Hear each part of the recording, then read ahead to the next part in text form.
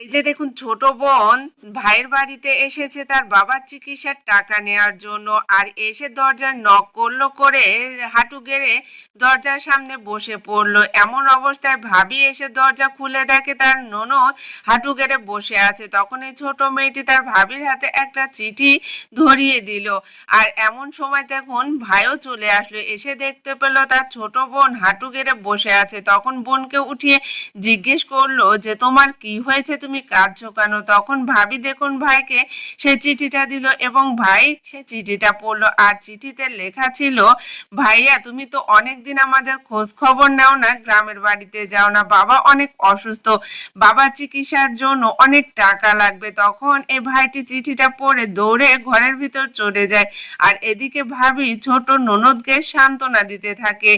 আর দেখুন ভাই সামান্য কিছু টাকা ছোট বোনকে দিতে যায়। ভাবি এটা দেখে খুবই অবাক হয় এবং সেই টাকাটা কেড়ে নিয়ে নিয়ে ভাইকে অনেক বকাবকি করতে থাকে। এরপর দেখুন ভাবি সেখান থেকে চলে যায়। আর এদিকে ছোট বোন খুবই কান্না করতে থাকে, ভাই সান্ত্বনা দিতে থাকে এবং বলতে থাকে, বোন আমার কাছে তো টাকা নেই, এই সামান্য কিছু টাকা ছিল তোকে দিলাম।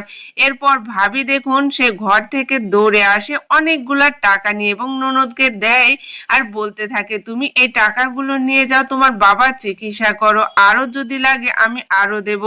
ভাবির এই মানবতা দেখে ছোট্ট মেয়েটি দেখুন ভাবিকে জড়িয়ে ধরে অঝরে কান্না করতে লাগলো। আসলে এই ভাবিটি তার ননদ এবং শ্বশুরকে প্রচুর পরিমাণে ভালোবাসে। যে কাজটি ভাইয়ের করা উচিত ছিল সেটি ভাবি করলো।